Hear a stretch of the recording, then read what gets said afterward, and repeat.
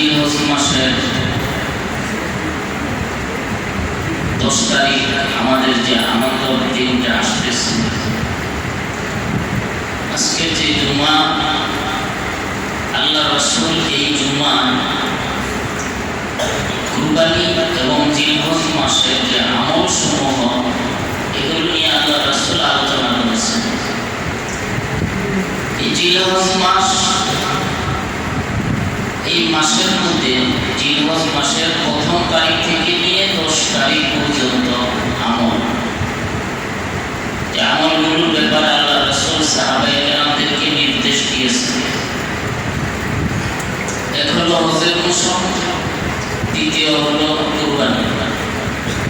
যাদের উপর হজ ফরজ তারা তো হজ করতে আছেন, আর যারা হজ করেন না তাদের জন্য কি আমল?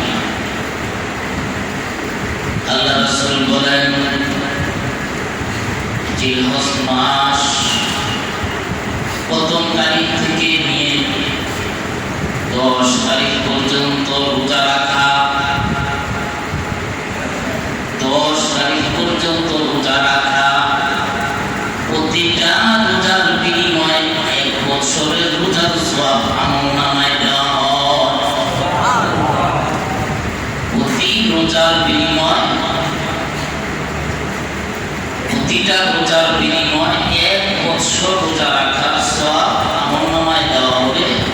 1 তারিখ থেকে নিয়ে যদি কেউ রোজা রাখে, 10টা রোজা, কয়টা রোজা? 10টা। কিন্তু হিসাবে কিন্তু 10টা মানে 9টা, 10 তারিখ তো ঈদ, তো 10টা কেন নেওয়া? আল্লাহ রাসূল বলেন, ঈদের দিন তো রোজা রাখা যায় নাই, নিষেধ। তাহলে কেমনে 10টা পুরা হবে? আল্লাহ রাসূল বলেন, 9টা রোজা রাখলো, 9 তারিখ পর্যন্ত। 10 তারিখ ঈদের নামাজ পড়ে, কুরবানির পশু জবাই করে, ওই পশু রান্না করে যদি খায়, 1টা রোজার সওয়াব আমলনামায় দেওয়া হবে। সূর্য ওঠার পর থেকে নিয়ে সূর্যের সাথের পর থেকে নিয়ে কুরবানির পশুর গোশত খাওয়ার আগ পর্যন্ত কিছু খেলো না। ওই পশু জবাই করে বা ওই পশুর মাংস রান্না করে খাওয়ার পর 1টা রোজার সওয়াব আমলনামায় দেওয়া হবে। এই হলো 10টা রোজা। কয়টা হয়েছে? 10টা রোজা হয়েছে। প্রতি রোজার বিনিময়ে 1 বছরের রোজা রাখার সওয়াব আমলনামায় দেওয়া হবে। 1 নাম্বার। 2 নাম্বার, জিলহজ মাসের 1 তারিখ থেকে নিয়ে 10 তারিখ কুরবানির আগ পর্যন্ত শরীরের কোনো কিছু না কাটা, পশম, নখ, চুল যেগুলো কাটা জরুরি, এগুলো 1 তারিখের আগে আগে কাটা যাবে। আল্লাহ রাসূল বলেন, যারা কুরবানি দিবে তারা যেন 1 তারিখ থেকে নিয়ে 10 তারিখ কুরবানির আগ পর্যন্ত শরীরের কোনো কিছু না কাটে, তাহলে আলাদা কুরবানির সওয়াব তার আমলনামায় দেওয়া হবে।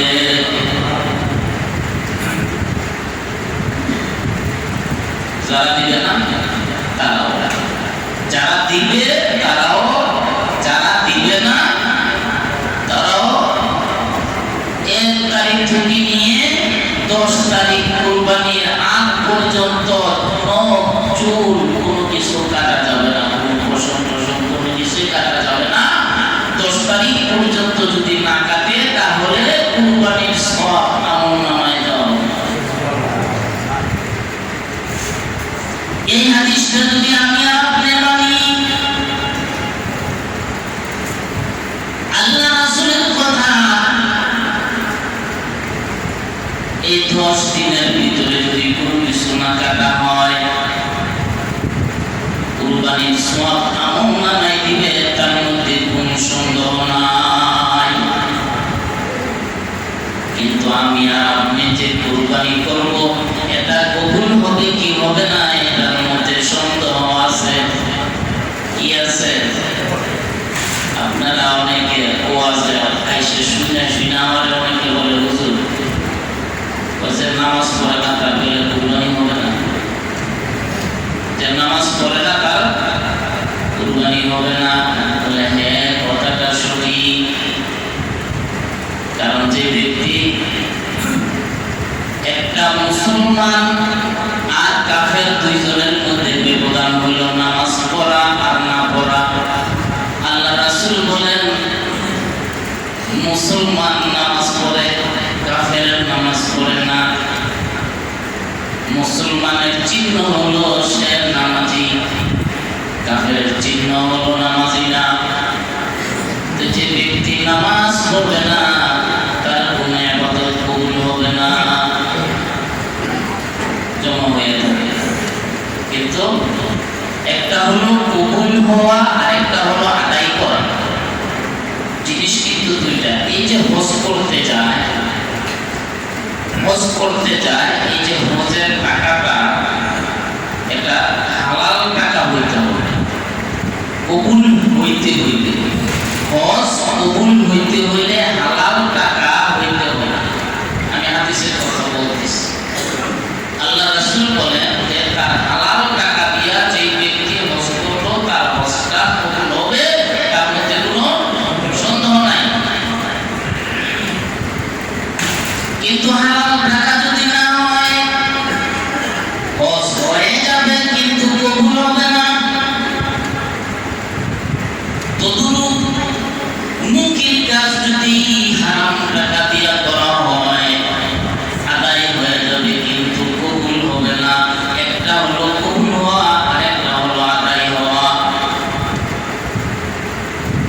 দুইটা দুই জিনিস। কবুল হইলে কিয়ামতের ময়দানে ওইটার সওয়াব পাওয়া যাবে, ওইটার নেকি পাওয়া যাবে, ওইটার বোনাস পাওয়া যাবে। আর যদি কবুল না হয় তাহলে কিন্তু ওইটার বোনাস পাওয়া যাবে না। এই জন্য আল্লাহ রাসূল বলেছেন তুমি যে কাজটা নেকির কাজ করবা, তুমি নিজের মন থেকে আল্লাহকে রাজি খুশি করার জন্য করবা, কিন্তু সলিড ভাবে করবা, সলিড টাকা দিয়া করবা। আর নিজে যে ইবাদত করবা এটা একমাত্র আল্লাহকে রাজি খুশি করার জন্য করবা। যদি আল্লাহকে রাজি খুশি করার জন্য না হয়, তুমি যত কোটি টাকাই দাও না কেন, যত ইবাদত বন্দেগী করো না কেন, কিয়ামতের ময়দানে ওই অহংকারের কারণে, গর্ব করার কারণে আল্লাহ রাব্বুল আলামিন জাহান্নামে নিক্ষেপ করবে। এক নাম্বার বলেছিলাম মুদারাকা, দুই নাম্বার শরীরের যে চুল পশম কাটা এটা থেকে বিরত থাকা। কয়দিন বিরত থাকলে কি সওয়াব? কুরবানির সওয়াব। দেখছেন, এটা একমাত্র আল্লাহকে রাজি খুশি করার জন্য। তিন নাম্বার কুরবানি করা, কি করা? কুরবানি। কুরবানি তো সবাই করা সম্ভব নয়, সবাই করা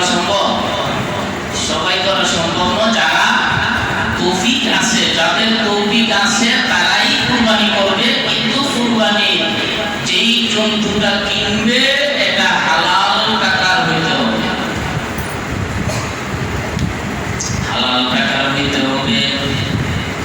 তিন নাম্বার কুরবানি করা, চার নাম্বার হালাল টাকার হইতে হবে, পাঁচ নাম্বার নিয়ত, বিশ্বাস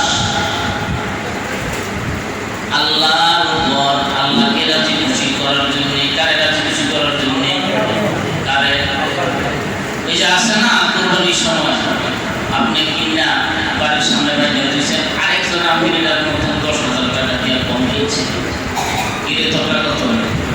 আমারটা 1 লাখ 15,000। আমি তো 1 লাখ টাকা কিনেছি, বলতে আমার কি 15,000 টাকা লস হয়ে গেল? কি বলি না, এখানে তো লাভ লসের কথা নয়, টাকার লাভ লসের কথা নয়। আমি আমার কুরবানির পশু আমি কিনেছি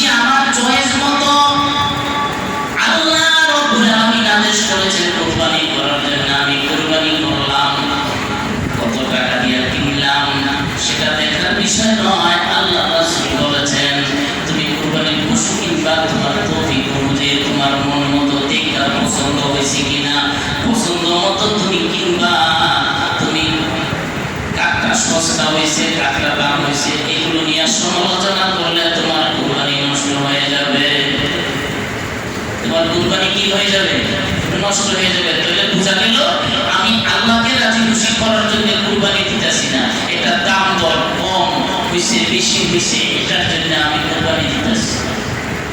আরেক ধরনের লোক আছে কুরবানির পর হিসাব করে 500 কেজি মাংস হয়েছে, কেজি কত করে